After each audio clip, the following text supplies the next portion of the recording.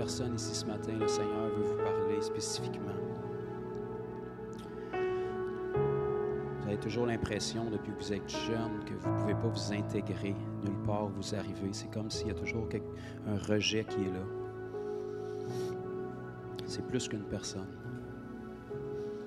Le Seigneur me donnait dans mon esprit ce passage qui dit « En Jésus-Christ, il n'y a plus ni homme, ni femme, ni juif, ni grec. » Dieu veut vous dire que maintenant, votre valeur n'est plus déterminée par vous, mais par Christ en vous. Sachez et comprenez que peu importe où vous allez, peu importe avec qui vous êtes, vous n'avez aucune pression de compétition ou de rendement envers vous, mais c'est Christ que vous portez.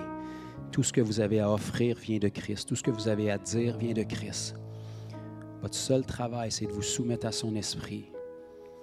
Dire, Jésus, en moi, il n'y a rien de bon, mais en toi, il y a tout ce dont les gens ont besoin. Aucune pression n'est à la hauteur de la perspective de qui que ce soit. S'il me rejette, c'est Christ qui le rejette. S'il m'accepte, c'est leur bienfait. Mais ce n'est plus nous qui vivons, c'est Christ qui vit en nous. Seigneur, je veux briser tout mensonge de rejet, tout mensonge d'exclusion qui pourrait être encore accroché après le vieil homme de mes frères et sœurs qui sont ici. Je te prie, Seigneur, que cette révélation de notre identité en toi, scellée par ton amour, puisse s'établir fermement dans chacun de nos cœurs. Que plus jamais ce sentiment et ce mensonge n'aient d'accès à devenir limiter et restreindre la grâce que tu as sur la vie de chacun de mes frères et sœurs. Si on est pleinement accepté de notre Père Céleste, le rejet de qui que ce soit d'autre ne peut avoir d'impact sur nous. Je le déclare et je le scelle dans le nom puissant de Jésus. Non seulement on est accepté, mais on a été adopté, Seigneur. Et merci de nous aider à avoir ce cœur de compassion envers les gens qui rejettent. On blesse quand on est blessé, on rejette quand on est rejeté. Aide-nous à être capables de voir à travers tes yeux, de parler à travers ta bouche et ton cœur, Seigneur, pour tendre la main vers ces gens-là, qui se protègent dans leurs blessures, qu'on soit la solution et qu'on ne soit pas blessé et offensé par ce qui nous est dit ou ce qui nous est fait. Je prie, Seigneur Dieu, puis je le déclare sur tout le peuple. Un peuple libre de l'offense, libre du rejet, libre des blessures. Un peuple qui est scellé en toi. Un peuple qui n'a pas d'attente sur qui que ce soit d'autre que toi, Seigneur. Afin qu'on devienne un baume sur le cœur des gens et qu'on ne fasse pas partie des conflits. Au nom puissant de Jésus. Amen, amen, amen. Merci, Seigneur.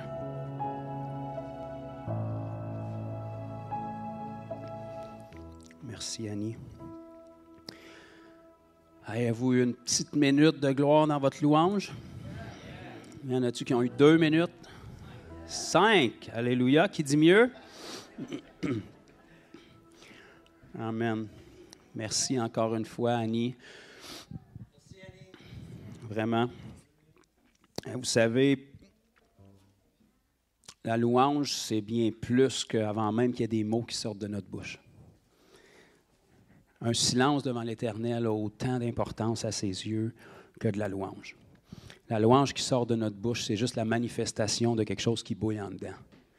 Mais Dieu connaît les pensées des cœurs avant même qu'on le verbalise. Juste le fait qu'on prenne volontairement de notre temps pour aller dans sa louange, pas parce que c'est dans le planning de toutes les églises de mettre une louange au début, mais c'est une intention. On est intentionnel dans ce qu'on fait. Et puis chacun de ces moments-là, même si votre chair n'aurait pas un frisson, c'est l'intention puis le motif qu'il y a dans le cœur qui a de l'importance. En fait, quand on vient dans la louange, dans l'adoration ici, ou même chez vous, ou même dans votre auto, même quand il n'y a rien de spirituel, on est en train de devancer notre éternité. Parce que l'adoration puis la louange, c'est une posture qu'on va avoir dans l'éternité.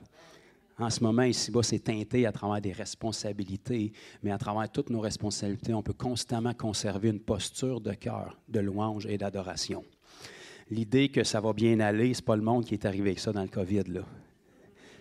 C'est la citation du Seigneur depuis toujours. En Jésus-Christ, ça va bien aller pour l'éternité, mais ça va déjà bien maintenant. Votre vie peut être une catastrophe, mais ça ne change rien à comment vous allez. C'est ça la différence du salut en Jésus-Christ. Ça ne change pas toujours nos circonstances, mais ça nous change dans les circonstances. Et c'est ça qui est le plus grand témoignage. Donc, petite parenthèse qu'on referme. Ce matin, on va aller dans des questions, 2 entre autres, peut-être 2 et demi. On va essayer de les couvrir puis que vous ressortiez avant votre repas de Noël. Et puis,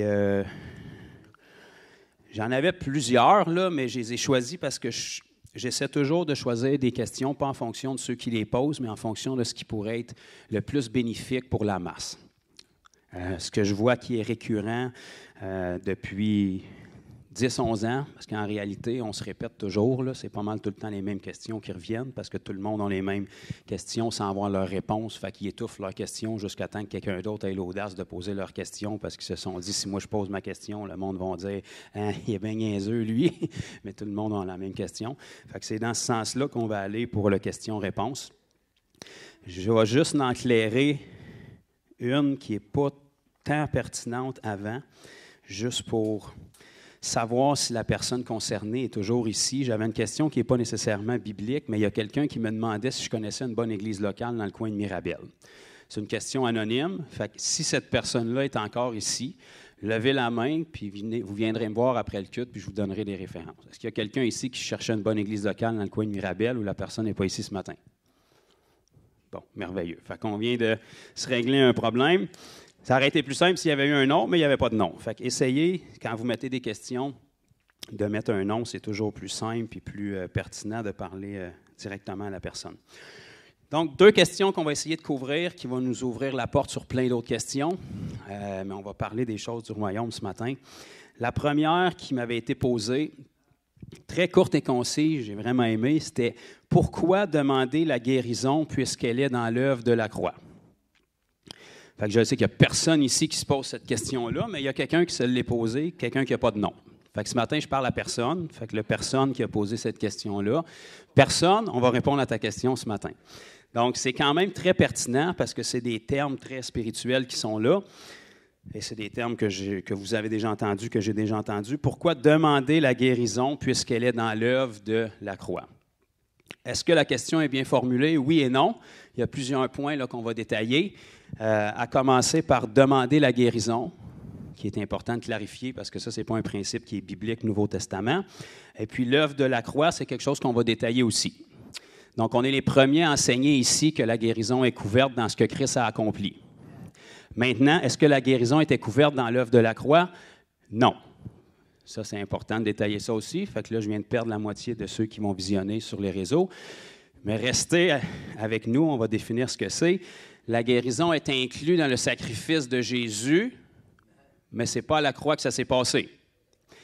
Qu'est-ce que ça change? Ça a une certaine importance pour essayer de comprendre aujourd'hui pourquoi les gens sont un peu frustrés, amers, puis mêlés, de dire bien, pourquoi est-ce qu'on est sauvé puis qu'on n'est pas guéri si c'est inclus dedans? Pourquoi est-ce qu'un est guéri? Pourquoi que le pas fin est guéri puis que lui qui est fin n'est pas guéri? Puis comment ça que? Fait que ça amène une plénitude de questions. Fait qu'on va détailler ça. Donc, êtes-vous prêts? OK. Fait que, premièrement, le début de la question, c'est important déjà de ramener les pendules à l'heure. La question, c'était, puis ce n'est pas négatif envers la personne qui l'a posée, là, quelle qu'elle soit, pourquoi demander la guérison? Premièrement, dans le Nouveau Testament, lorsqu'on voit des guérisons divines, on ne parle jamais de demande. OK? Parce que demander, c'est demander pour avoir quelque chose qu'on n'a pas. Ce qui n'est pas le cas dans le Nouveau Testament. Maintenant, la guérison, c'est quelque chose que l'homme ne peut pas faire. L'homme peut faire de la médecine, mais lorsqu'on parle de guérison divine, c'est quelque chose que Dieu peut faire. Donc, lorsque c'est Dieu qui peut faire quelque chose, puis qu'on parle de demande, ça envoie le message qu'on demande à Dieu de faire quelque chose qu'il n'a pas encore fait. Ce qui n'est pas du tout le cas pour la guérison. Fait que c'est important de le spécifier aussi, puis c'est important de voir à travers la perspective biblique et non pas à travers celle que vous avez vue dans la chrétienté moderne.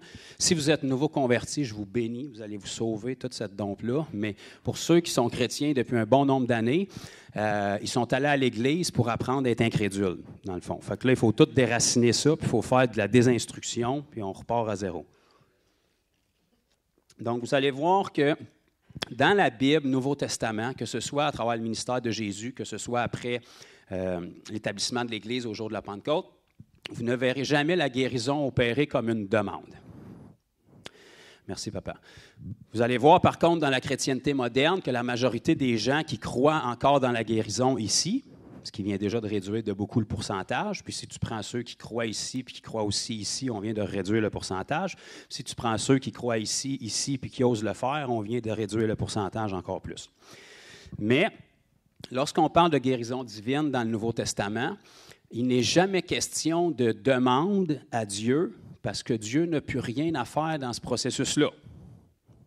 Donc, quand vous allez voir Jésus opérer des miracles dans le Nouveau Testament, jamais vous allez le voir demander ou prier à Dieu.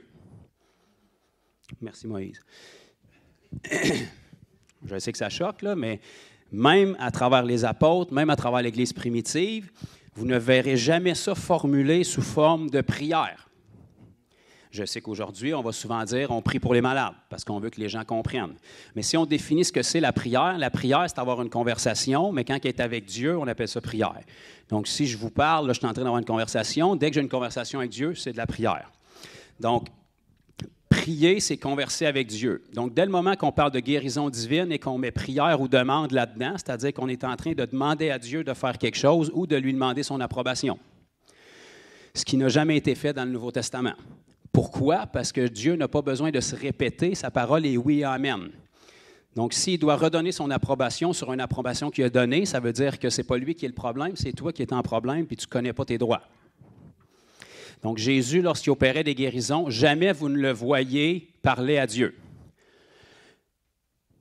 Père, Dieu très saint, ça fait 3 ans que je les côtoie, tu sais clairement qu'il ne le mérite pas, mais je te prie de venir faire grâce maintenant pour que le lépreux qui vient de perdre son nez puisse le retrouver et que la gang d'incrédules commence à croire. Non, c'est jamais comme ça que c'est fait. C'est toujours un travail qui est effectué de la part de celui qui livre les colis. Je suis obligé de vous le dire d'une forme humoristique parce que les claques s'en viennent. Fait que c'est comme une anesthésie. Tu sais, je vous fais mal, je vous injecte avec un petit peu d'humour. Là, après ça, vous ne savez plus trop ce que vous êtes. Il y a un autre coup qui s'en vient. Là, vous ressortez d'ici, vous avez une opération en cœur ouvert, vous ne savez pas trop ce qui vient de se passer. Vous ne savez pas si vous devez être content ou pas, mais il y a un travail qui s'est fait. Tout est stratégique. Donc, vous allez voir quand Jésus opère des miracles et des guérisons que jamais il a besoin de rappeler le ciel et de dire ouais, j'en ai trouvé un, là. C'est-tu encore valable? C'est-tu correct? Je peux-tu le guérir à crédit? Parce que je le sais que je n'ai pas encore été à croix, mais es-tu d'accord avec ça? Tu vas-tu intervenir ou on attend encore? Non, il s'en venait faire le travail. Donc, lorsque la guérison s'opérait, il n'était jamais question de demander à Dieu, de parler avec Dieu ou d'avoir une permission quelconque ou un timing quelconque. Il était question de partir avec quelque chose qu'il possède et d'aller faire la distribution. Donc, quand Jésus opérait des miracles, s'il parlait, il ne parlait jamais à Dieu, il parlait au problème ou au démon. Ou à la personne qui avait le problème. C'est pour ça que les guérisons marchaient dans la Bible et qui ne marchent plus aujourd'hui, parce que c'était instantané plutôt que de faire un poème avec des versets de Bible pour essayer de flatter le Seigneur dans le sens du poil pour qu'il intervienne. Il les connaît, ces versets, il les a écrits. Il ne te fera pas plus grâce parce que tu les récites en priant, là. La guérison, c'est une question d'autorité et d'utilisation sur un droit légal qui nous est transféré. Donc, quand vous voyez Jésus opérer des miracles dans la parole, par exemple des guérisons, c'était jamais sous forme de demande, c'était sous forme de commandement. Donc, dès le moment que tu parles de commandement, tu parles d'autorité. Donc, quelqu'un qui n'est pas en autorité, il ne peut pas commander. Il est insécure sur qui il est, puis il s'excuse sur tout ce qu'il fait. Mais quelqu'un qui est en autorité, il est capable de régler les situations. Donc, quand Jésus faisait face à des situations, par exemple, de guérison, il parlait à la personne ou au problème. Donc, l'idée, disons que le problème de santé est une montagne dans nos vies, c'est qu'on ne parle pas à Dieu de la montagne. Il est au courant de la montagne, puis pour lui, ce n'est pas une montagne. On parle à la montagne de Dieu. OK? Donc, plutôt dire, Dieu, tu vois cette personne qui est en problème, tu vois comment qu'elle souffre, tu vois comment que c'est terrible. Puis là, la personne est en train de s'écraser encore plus, tu sais. Hey, à sa place, je serais démoli. Merci pour le courage que tu lui as donné. Dieu, maintenant, fais grâce. Puis là, le Seigneur fait, ah, ben oui, excuse-moi, je l'avais pas vu. Tiens, sois guéri. Non, c'est pas comme ça que ça marche. On vient parler au problème et on vient dire, bonjour, je m'excuse que tu n'avais pas eu le mémo, mais tu es là illégalement. Ben oui, c'est fini. Fait que dans le nom de Jésus, puis ça, tu n'es même pas obligé d'avoir des mots pour ça, parce que le nom de Jésus, ce n'est pas une formule magique. On n'est pas dans l'occulte puis dans la magie, là. Tu peux crier dans le nom de Jésus tant que tu veux, puis elle va rester malade s'il n'y a pas de foi qui est là. Opérer dans le nom de Jésus, ça ne veut pas dire que ta prière doit commencer et finir par « dans le nom de Jésus ». Parce que Jésus guérissait personne dans le nom de Jésus. Il était...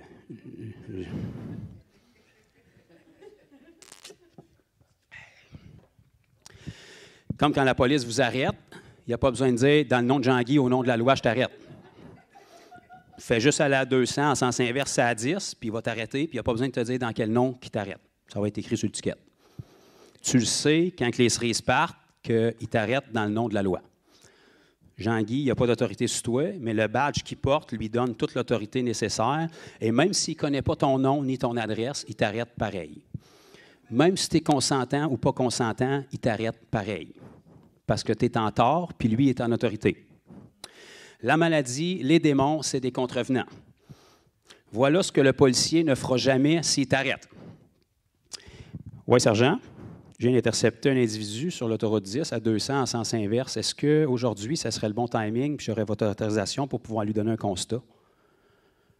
Probablement que c'est le dernier appel qu'il va faire parce qu'il va venir de perdre son travail. Probablement que son sergent va lui répondre quelque chose comme « Si ça ne te fait rien de lâcher tes beignes, tu as été à l'école de police, tu es payé, tu as la badge, les menottes, le walkie-talkie, tu as la voiture. La prochaine fois qu'il y a un contrevenant, s'il te plaît, fais ton travail. Tu n'as pas besoin d'appeler la centrale à chaque fois qu'il y a un besoin. Fais ta job. Tu as mon oui, puis tous les contrevenants après, c'est oui.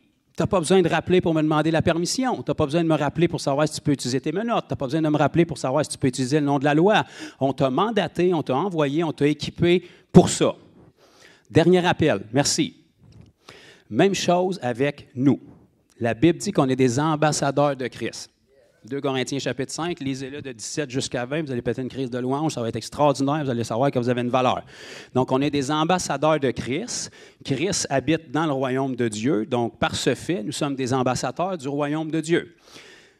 Comme vous le savez, notre esprit est dans le royaume de Dieu, mais notre corps est ici-bas sur terre. Ça veut dire qu'on transporte l'ambassade du royaume de Dieu ici-bas sur terre, puis on est mandaté en tant qu'ambassadeur pour aller contre les contrevenants qui vont à l'encontre des plans du royaume de Dieu. Il y en a plusieurs de ça, mais entre autres, la maladie, ça fait partie d'un contrevenant parce qu'il n'y en avait pas avant que le péché rentre dans le monde. C'est pour ça que ça s'appelle la maladie. Sinon, ça s'appellerait la bien-ladie, la bonne-ladie, la youpi-ladie, mais là, c'est la maladie. Fait que si c'est la maladie, ça vient du mal. Alléluia. Donc, tous ceux qui sont contents d'être malades parce que le Seigneur forge leur caractère, de grâce, résiste pas le Seigneur puis lâche tes médicaments. Parce que si c'est le Seigneur qui te rend malade pour te montrer une leçon, combat pas contre le Seigneur en te faisant soigner. Reste malade puis meurs au plus vite. Comme ça, tu vas rendre service au Seigneur. Mais comme personne ne veut faire ça, on sait tous dans le fond que tu ne crois pas vraiment que le Seigneur te forme par ta maladie. C'est juste que comme tu n'as pas été guéri encore puis il y a de l'incrédulité, tu essaies de trouver des façons obscures pour t'enfouir dans des versets. Mais le Seigneur ne veut pas que tu sois malade. La preuve, c'est que même dans ton corps déchu, il t'a donné un système immunitaire que même si tu ne le veux pas, combat naturellement contre la maladie pour te montrer à quel point ton corps ne veut pas que tu aies ça dans ton corps, mais toi, tu essaies de convaincre ton corps qu'il faut qu'il soit malade pendant que lui combat contre. Au nom de Jésus, en passant. Fait que ton corps est plus intelligent que ta doctrine. Mais pas ici, mais il y a des gens que c'est comme ça. Fait que, pour revenir à l'application, lorsqu'on parle de guérison, Jésus disait « Ouvre-toi, lève-toi et marche, je le veux, sois pur ». Pas de prière, pas de concession, pas de « Seigneur, es-tu correct? Pas c'est-tu le bon timing? Les étoiles sont-tu alignées? J'ai-tu assez prié? J'ai-tu assez jeûné? » Non, c'est accompli.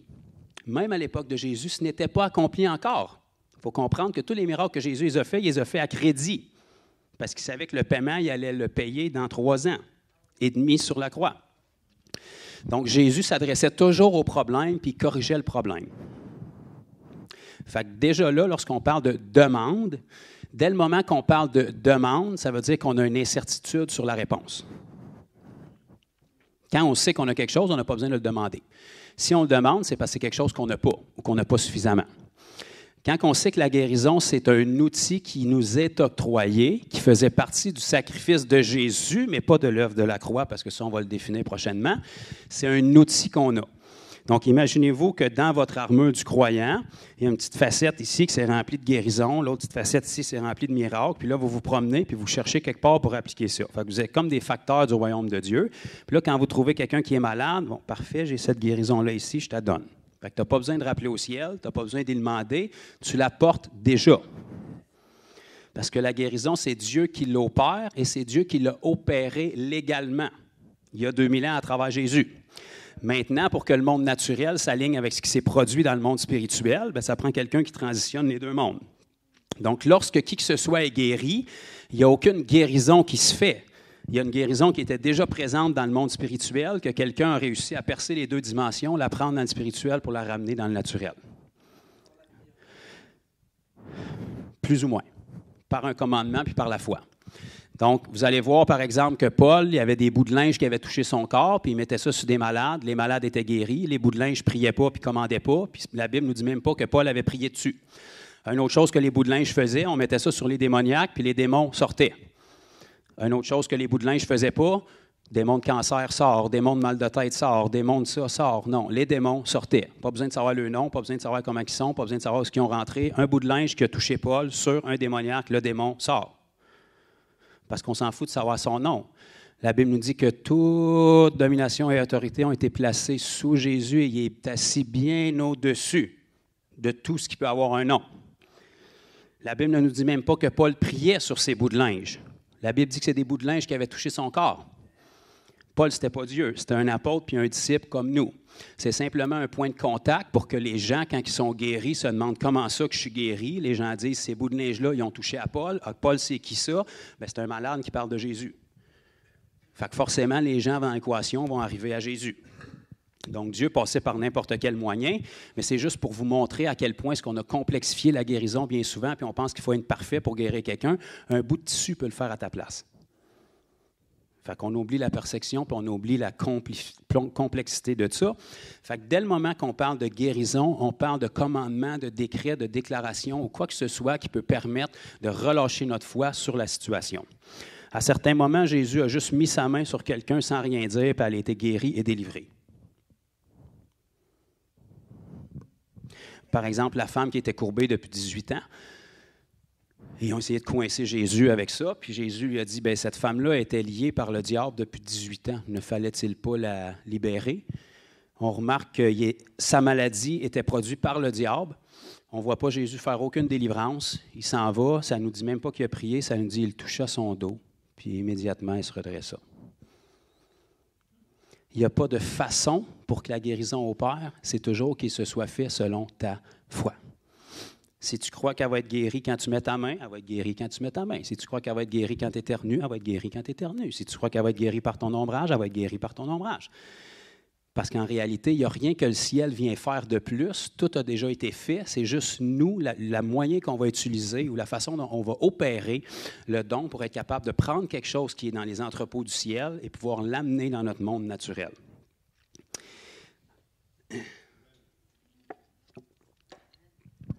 On avance dans le temps, Jésus fait son ministère, il arrive à la fin de son parcours, ou plutôt je devrais dire au début de son parcours éternel.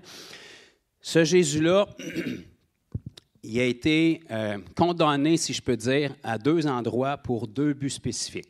On en a parlé un petit peu dans les dernières semaines à travers les dons et le baptême du Saint-Esprit. Donc, pour reprendre la question, pourquoi demander la guérison puisqu'elle est déjà dans l'œuvre de la croix? Elle n'est pas dans l'œuvre de la croix, la guérison. La Bible nous annonçait dans l'Ancien Testament, dans Isaïe 53, c'est le prophète Isaïe qui prophétisait sur le Messie à venir, et il disait « Par ses meurtrissures, nous sommes guéris ». Évidemment, il parlait prophétiquement parce qu'il était environ 600-700 ans avant que les meurtrissures soient faites. Donc ici, le prophète Isaïe disait « Par ses meurtrissures, nous sommes guéris ». Maintenant, quand on se transpose 600-700 ans après, lorsque Jésus est venu il y a 2000 ans, les meurtrissures de Jésus ne sont pas arrivées à la croix. Ils sont arrivés quelque temps avant au bois des Romains, où est-ce que les Romains infligeaient le supplice aux condamnés. Donc, on se rappelle que le peuple tordait la main de Pilate pour que Pilate condamne Jésus. Pilate ne voulait pas le condamner parce qu'il y avait une crainte à cause des quelques réponses que Jésus y donnait, comme « tu n'aurais aucun pouvoir sur moi si ça ne t'avait pas été donné de mon Père ». Ça l'inquiétait un petit peu. En plus que c'était un homme marié, fait que tous les hommes, vous comprenez que si votre femme vous dit « touche pas à ce gars-là parce que j'ai fait un rêve troublant », puis tu es obligé de le faire pareil, tu sais déjà que tu vas en arracher parce que tu as perdu toutes tes airs lousses. Mais là, il se fait tordre la main par le peuple. Donc, il prend la peine de se laver les mains pour essayer de se dégager ça le plus possible. Fait qu'il s'est dit, on va le faire condamner, puis ça va être assez. Mais non, il l'a fait condamner, puis après, ils l'ont mené jusqu'à la crucifixion.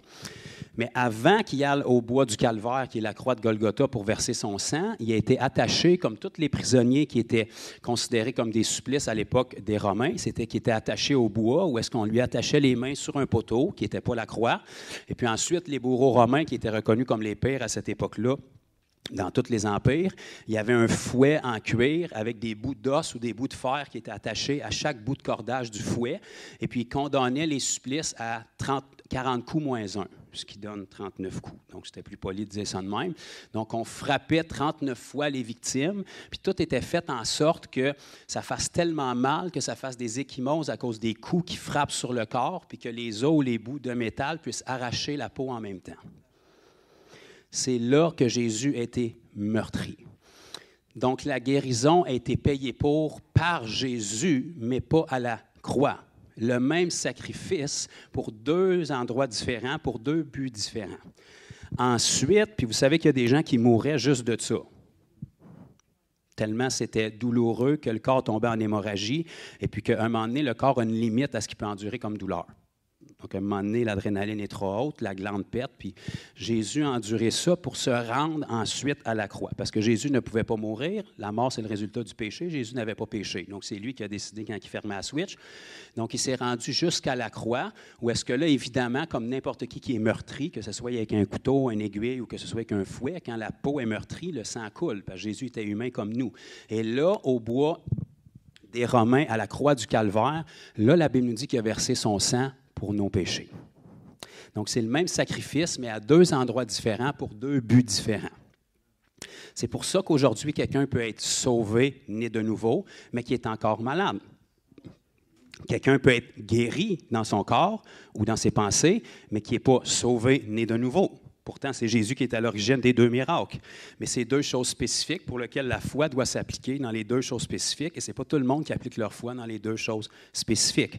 Donc, on va lire dans 1 Pierre 2,24, dans le Nouveau Testament, le même passage qu'Isaïe nous donnait dans Isaïe 53. Isaïe avait dit prophétiquement à l'avance, « Par ses meurtrissures, nous sommes guéris. » Pierre, qui était 600 à 700 ans plus loin dans l'histoire, et quelques décennies de plus, au moment où il a écrit son épître, il nous disait dans 1 Pierre 2,24, « Par ces meurtrissures, vous avez, au passé, été guéris. » Isaïe ne pouvait pas dire ça parce qu'il parlait prophétiquement dans le futur.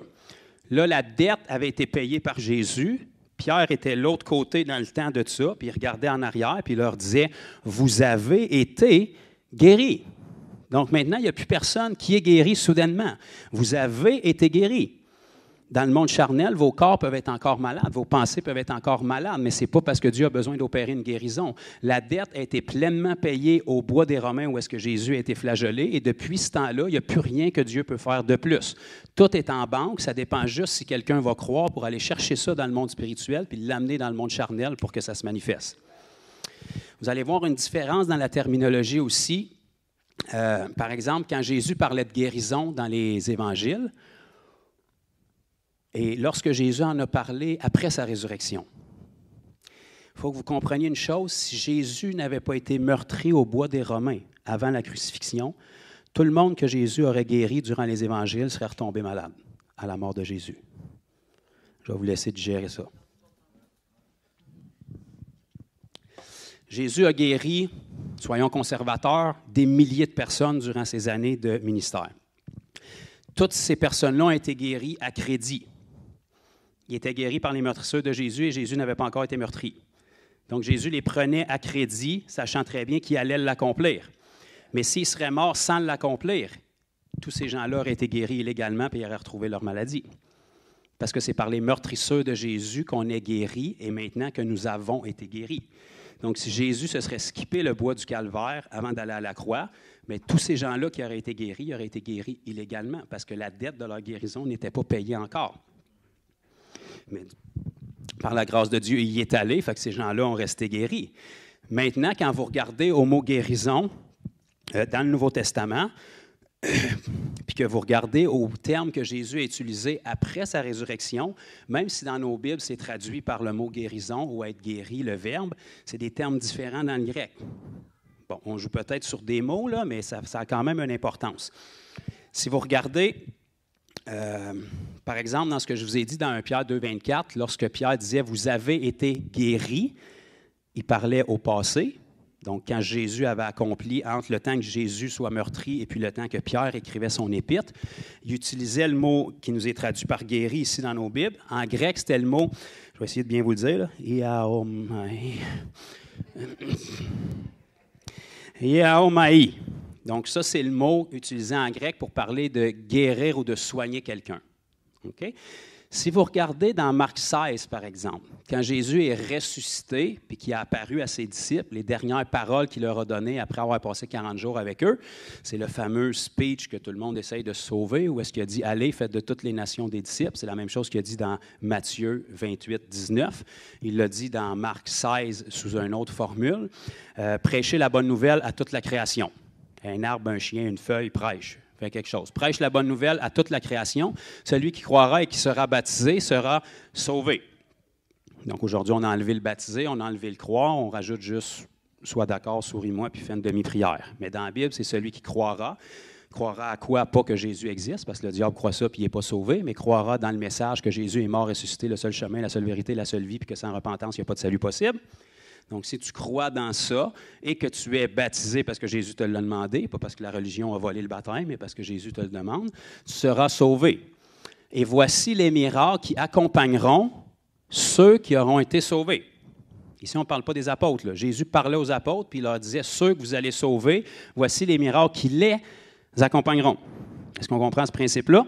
Là, vous allez avoir une liste de choses dans lesquelles l'Église moderne ne croit plus du tout. Pour finir à la fin, Jésus avait gardé le meilleur pour la fin. Ils imposeront les mains aux malades et les malades seront guéris. Ça, c'est dans nos Bibles en français, c'est écrit « guéri ». Dans le passage de 1 Pierre 2, 24, tantôt, c'est aussi écrit « guéri ». Dans le grec, ce n'est pas le même mot. Tout le monde fait « ah, wow ». Dans le grec, je vais vous le déformer aussi, c'est le mot « kalos ». Fait que ça a été traduit dans nos Bibles, Louis II et autres, par « guéri ».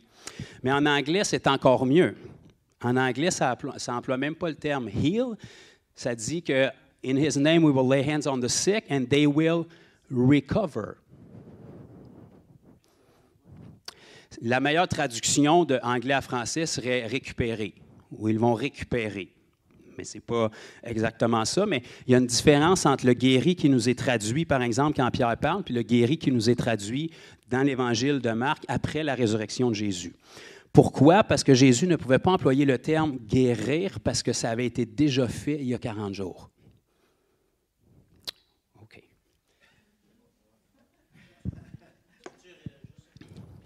Donc, Jésus, dans Marc 16, à la fin du chapitre 16, au verset 15, 16, 17, 18, 19, c'était le Jésus ressuscité 40 jours après sa mort. Le jour de sa mort, c'est là qu'il a été meurtri. Donc là, les meurtrissures avaient été faites, la dette avait été payée. Donc à partir de ce moment-là, Dieu ne venait plus guérir les gens, ils avaient été guéris. Donc, quand Jésus lui-même, 40 jours après, a parlé à ses disciples, il n'a pas employé le terme « guéri » quand ils imposeront les mains aux malades. Il leur a dit « they will recover ». Ils vont revenir de leurs problèmes parce qu'on ne peut plus les guérir. Ils sont guéris. Vous allez juste rappeler à la maladie qu'elle n'a plus besoin d'être là. Il n'y a pas de guérison qui doivent s'opérer. Ils vont juste passer de leur état de maladie à leur état qui doivent être. Le mot « kalos » qui est utilisé ici dans Marc 16, ça veut dire « ramener droitement » ou « admirablement ». Donc, on ne parle plus de guérison, on parle de... Oh, c'est pas là qu'on avait mis ça, cette affaire-là. Bon, tu fais juste repasser, puis tu le remets à sa place, puis tu continues. On peut jouer sur les mots, mais on peut voir qu'il y a une différence. Parce que Jésus ne vient plus guérir personne. Comme Jésus ne vient plus sauver personne. Quand quelqu'un est sauvé, ce n'est pas Jésus qui est redescendu pour le sauver. C'est la personne qui s'est retournée vers Jésus puis qui est allée vers quelque chose qui l'attendait depuis 2000 ans. En ce moment, Dieu veut que toute l'humanité soit sauvée. Pourtant, toute l'humanité n'est pas sauvée. Puis on peut réduire l'humanité, même au Québec, tout le Québec n'est pas sauvé. Pourtant, la Bible nous dit dans 1 Timothée 2,4 que sa volonté, c'est qu'aucun périsse, mais que tous viennent à la repentance. Donc, la volonté de Dieu ne s'accomplit pas. Pourtant, c'est Dieu. Sa volonté, c'est que tous soient sauvés, mais tous ne sont pas sauvés. Maintenant, quand quelqu'un de ces tous-là est sauvé, ce n'est pas parce que Dieu est venu le sauver. C'est parce que cette personne-là est rentrée dans quelque chose qui l'attendait. Même chose pour la guérison. Quand quelqu'un est guéri, ce n'est pas Dieu qui est venu guérir quelqu'un. C'est parce que cette personne-là a rentré dans quelque chose qui était déjà en banque pour elle. Donc, la guérison n'est pas dans l'œuvre de la croix, mais dans le sacrifice de Jésus. Et Jésus s'est sacrifié à 2 endroits différents. Puis on peut même dire qu'il s'est sacrifié à 3 endroits différents, mais je ne peux pas aller trop loin là-dedans parce qu'on va se perdre. Mais Jésus, avant de se rendre au bois des bourreaux des Romains, il a été dans le jardin de Gethsémane, où est-ce que là aussi, il a payé un prix. Quelque chose comme une prière assez intense que tu sues des grumeaux de sang. C'est un pas pire prix. Là, il a été tourmenté dans ses pensées. Et là, il a fait du combat parce qu'il est venu pour nous racheter pleinement. Corps, âme et esprit. Parce que l'être humain, ce n'est pas juste un corps, ce n'est pas juste un esprit, ce n'est pas juste un âme. Le plus important, c'est l'esprit parce que c'est votre identité. Mais votre âme est tellement étroitement attachée à votre esprit que personne ne peut faire la différence à part la parole de Dieu. C'est pour ça que le New Age vous arrive avec un paquet d'affaires bizarres, puis il n'y a même plus d'esprit, c'est juste de l'âme et des émotions. Mais selon la parole, on est à l'image de Dieu. Esprit, âme et corps. Donc, il fallait que Jésus paye pour le rachat de tout. Maintenant, vous n'êtes pas pleinement entré dans le rachat de tout, parce que comme vous avez remarqué, vous n'avez pas vos corps glorifiés encore, mais il a payé pour que vos corps charnels puissent être en santé jusqu'à vos corps glorifiés. Mais il a payé pour tout. Il a été tourmenté dans ses pensées, ou est-ce que dans le jardin de Gethsémane, qui veut dire pressoir d'olive, ou est-ce qu'il a été pressé, c'est ça que Gethsémane veut dire. Il a été tourmenté là, au point où est-ce qu'il y a des grumeaux de sang qui ont sué. Et ça, c'est prouvable scientifiquement. Quand quelqu'un est dans une agonie et une anxiété tellement intense, c'est un des symptômes qui peut se produire. Je ne peux pas vous expliquer physionomiquement comment ça se produit, là, mais il y a du sang qui peut fuir et sortir par les pores de la peau quand il y a tellement de stress et d'anxiété qui est là. Parce que Jésus était humain, puis il savait que les clous qui allaient rentrer le lendemain, là, il n'allait pas être sa morphine quand il allait les avoir. Donc, Jésus a payé le prix là, il a payé le prix au bois des Romains où est-ce qu'il a été flagellé, puis il a payé le prix à la croix de Golgotha aussi. Il a payé le prix pleinement. Le même sacrifice, mais de 3 endroits différents, pour 3 buts différents. C'est pour ça que tout est inclus maintenant dans le sacrifice de Jésus, mais tout n'est pas inclus dans l'œuvre de la croix. Globalement, on va dire que tout a été accompli à la croix, parce que c'est là que Jésus a dit « tout est accompli ». Mais son accomplissement a commencé avant la croix. Donc, c'est pour ça qu'aujourd'hui, vous allez voir des gens qui sont très sincères et qui sont vraiment sauvés, nés de nouveau, mais qui ne sont pas automatiquement guéris, même s'ils ont la foi en Jésus pour être sauvés. Parce que c'est Jésus qui est à l'origine de toutes ces choses-là, mais c'est par 3 endroits différents que ça se fait. Ce n'est pas parce que quelqu'un croit automatiquement pour le salut des péchés, qu'il croit automatiquement pour la guérison, qu'il croit automatiquement pour la délivrance, etc.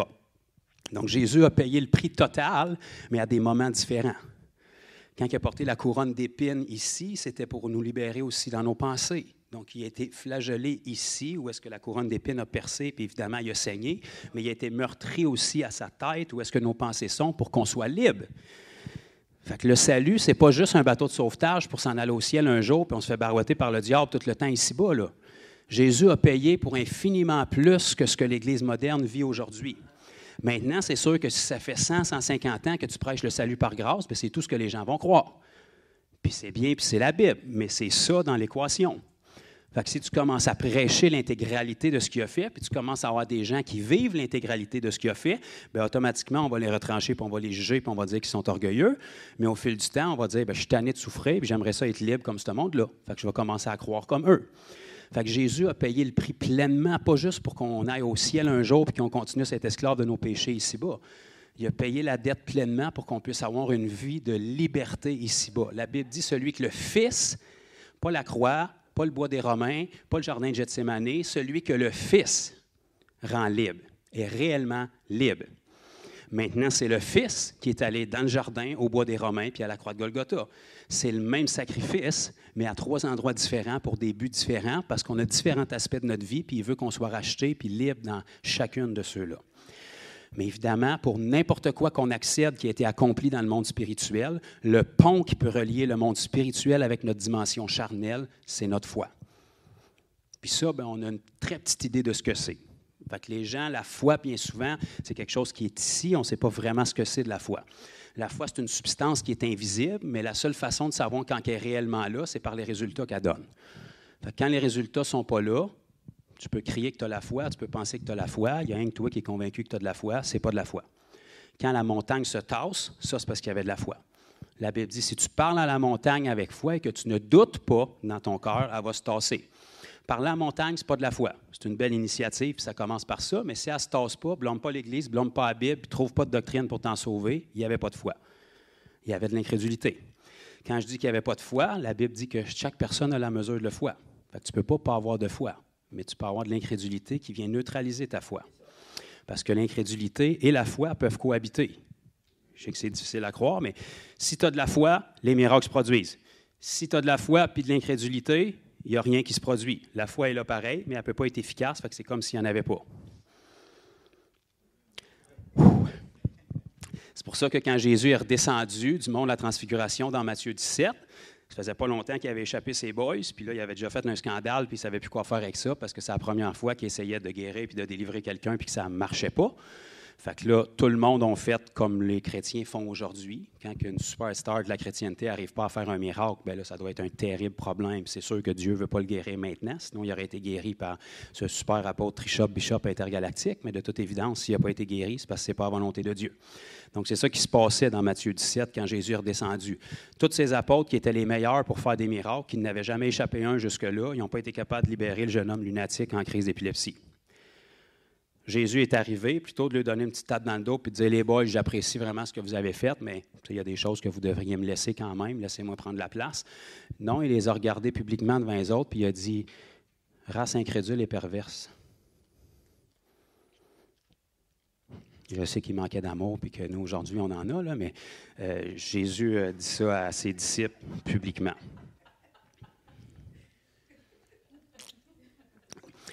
Fait que si votre pasteur vous dit ça publiquement, il est biblique, mais il manque d'amour. Si Jésus le dit, on n'a pas le choix de dire que c'est de l'amour. Mais si c'est moi qui le dis, je vais me faire... Mais pourtant, Jésus l'a fait. Il n'était pas en train de dire « race incrédule et perverse, vous avez un paquet d'enfants cachés dans votre garde-robe. » Ce n'était pas cette perversion-là. Là. Perversion, ça veut dire prendre la vérité puis la tordre. Un œil qui ne voit pas clairement le but fixé, mais qui a été perverti par quelque chose. Dans ce cas-là, c'est la manifestation visible de ce que quelqu'un en épilepsie peut faire. Et puis la panique de « on a fait qu'est-ce qu'on faisait d'habitude », puis là, ça ne répond pas comme ça aurait dû répondre d'habitude. Mais vous voyez que quand Jésus est allé vers le jeune homme épileptique, de toute évidence, il n'a pas demandé « es-tu en état de croire maintenant ?» Parce qu'on s'entend qu'il n'était pas là. Quand il est allé vers le Père a dit « je crois, viens au secours de mon incrédulité. » OK, bien là, tu as deux options. Là. C'est laquelle tu prends, là? Parce que tu me dis que tu crois, mais tu me dis que tu es incrédule. Fait que ça nous montre que les deux peuvent cohabiter.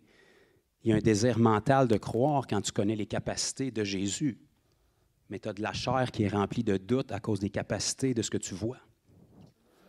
Fait que les deux peuvent cohabiter, puis quand les deux cohabitent, la foi est éteinte. Elle ne peut pas passer. Même si elle est là, elle ne peut pas être efficace. C'est pour ça que la Bible nous dit encore, si vous parlez à la montagne, par exemple, avec foi, et que vous ne doutez pas. Donc, ce n'est pas juste la foi. La foi, tout le monde l'a, puis ce n'est pas la quantité, c'est la présence. Gros comme un grain de sénévé, c'est assez. Dès le moment qu'il y a du doute, la foi est neutralisée. La foi, elle ne tombe pas dessus tout d'un coup, c'est quelque chose que tu as constamment. On l'a, la foi. Tout le monde, vous êtes assis sur une chaise un matin, vous n'avez même pas checké avant de vous asseoir. Vous auriez pu tomber à terre. Vous aviez la foi que les chaises vous soutiendraient. Raison, je ne sais pas, soit que vous me faites confiance ou que ça fait assez longtemps que vous asseyez sur des chaises qui vous soutiennent, que vous avez la foi. Bien, c'est la même chose avec Dieu. Quand ça fait assez longtemps qu'on fait quelque chose puis qu'on voit Dieu agir, bien, à un moment donné, ça devient un naturel état. Vous n'êtes pas stressé avant de vous asseoir sur une chaise. Si je cachais des épingles ou je mettais des pétards à mèche pendant une couple de samedi sur votre chaise, probablement que vous seriez un peu ébranlé puis que là, vous vérifieriez vos chaises peut-être. Bien, c'est ça qui arrive avec l'Église. Ils se sont fait brasser une couple de fois sur des situations qui étaient inattendues, puis là, ils remettent en question bien des choses. Mais si depuis votre conversion, vous puis tout le monde que vous connaissiez aurait touché n'importe quel malade et que 100% des gens seraient guéris, on n'en serait pas où est-ce qu'on en est à prendre des prédications complètes pour expliquer ça. Là. Ça serait une normalité. Mais parce que notre normalité maintenant est une normalité pervertie, il faut ramener la vision pervertie de l'Église vers une vision ajustée comme celle que Jésus avait et qui véhiculait à ses disciples. Lorsque les disciples ont appris avec Jésus, tout ce que Jésus touchait était guéri. Tout ce que Jésus déclarait était guéri. C'était leur normalité.